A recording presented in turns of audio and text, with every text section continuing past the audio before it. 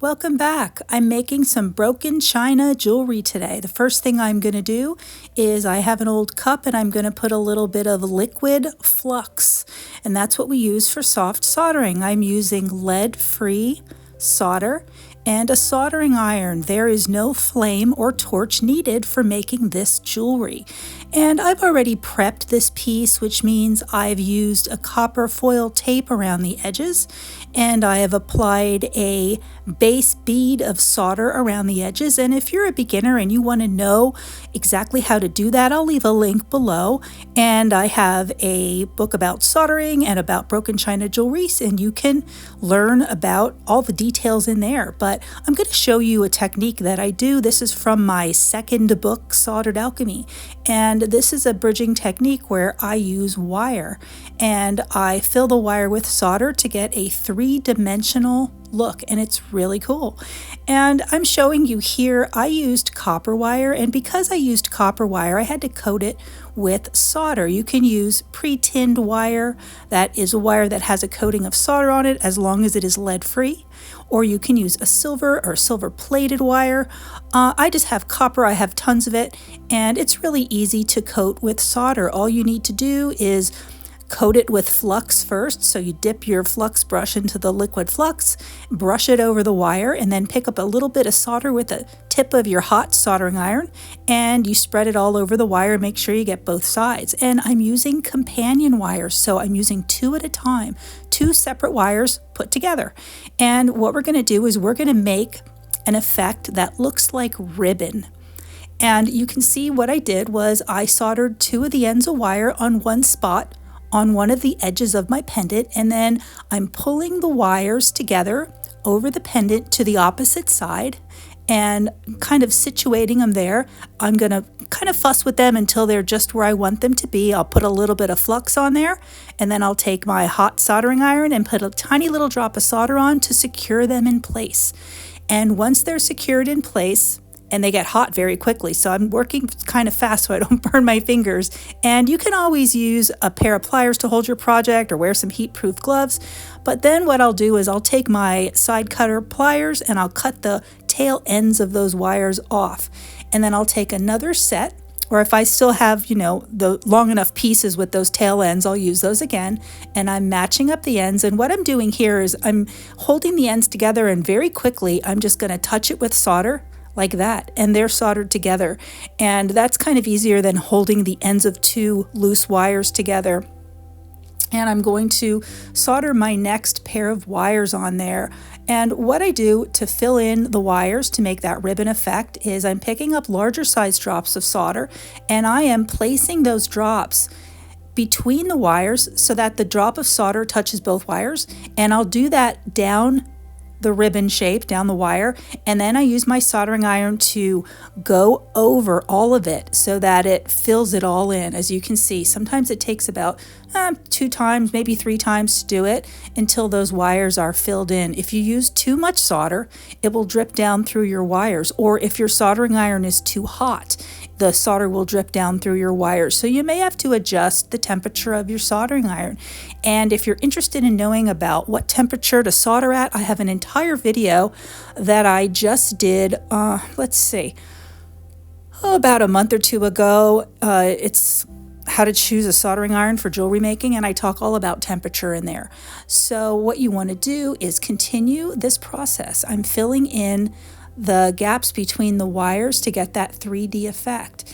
And when I'm clipping off the little pieces of wire on the back, there'll be pointy ends. I'm going to make sure I clip those down closer, and then I'm going to cover those up with solder so you don't want to have any kind of pointy ends. Here I have a small piece of wire, and I decided to add some pearls. So I'm bending one end of the wire up, and I strung the pearls on there. I'm deciding where I'm going to attach it. Here I turned my project upside down because it's just easier for me to solder it on that way. And I put a little flux on there, a little bit of solder, and I attached it. And then I'm going to attach the other end of wire.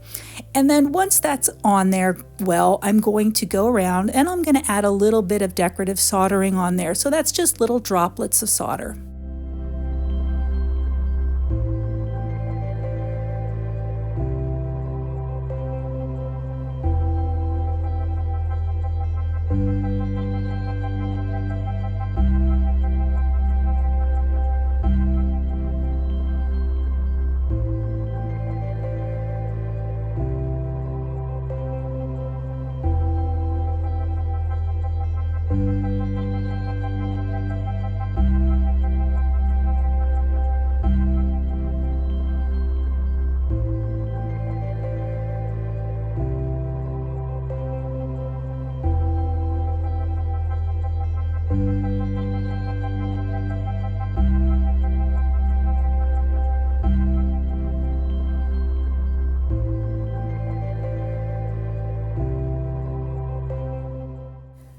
Once I'm finished with my decorative soldering, I'm going to move over to my sink and I'm going to use a soft fingernail brush along with a few drops of liquid dish detergent and some running water, and I'm going to clean off my project, scrub it up really well. You want to remove all that acid flux, and then I'm going to dry it and set it aside. And here I have my next one that I'm working on.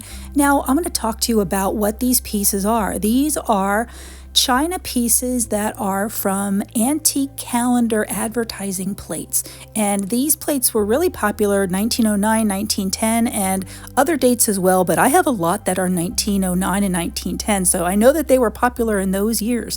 They were either sold at general stores or given away as gifts, and they were very popular. And a lot of them they are cracked. I use designs sometimes that are around the edges to make jewelry, but sometimes they break and you get these odd pieces that I actually just wrote a blog post about it about a week or two ago, and I'll leave a link down below about that. But I have these odd pieces and they're really pretty, and I could either put them in a mosaic or I can put them into some kind of unusual art jewelry, and that's what I did. So now I have washed these pieces. They are completely dry, and I'm using liquid patina to add a black chemical patina, and I'm just using a brush and I'm going to brush it on there. I'm going to make sure that I get all the edges, the back, the front, and I'm going to make sure the bristles of my brush go in between where those ribbon style pieces are so that I get underneath. You want to try to get all pieces of all the soldered areas covered with that black patina, but you also want to avoid your pearls. So try not to, soak them too much with that, because it is like an acid chemical, and you just wipe it off with a paper towel if you do. So once I coat one, then I'll do the other one, and then I'm going to blot them with a paper towel, set them aside to dry for 5 to 10 minutes, and then I'm going to move them over to my sink. And once again, I'm going to use a soft fingernail brush with running water and just a few drops of dish detergent to scrub them off. And some of the black patina will come off when I do that, and that's fine. So there they are, all dry. I'm going to kind of wipe them up a little bit to remove a little bit more of the patina. And then I'm going to take some steel wool, and the really cool thing about this is the steel wool effect. You got to do that because it's going to remove the black from the raised areas, and the black is going to remain in the recessed areas, and that's what's going to give it that really three-dimensional look and that really neat vintage antique patina. And then once I finish with the steel wool, I'm going to polish them up with a cloth and a little bit of like a stained glass finishing compound, which is kind of like a car wax, and you're going to put that on, then buff it off. And then I was going to make these independents or pin brooches, and I think that's what I'm going to do. But anyway, thanks for joining me, and I hope you enjoyed this video. Don't forget to subscribe and give it a like, and I will see you next time. Bye guys.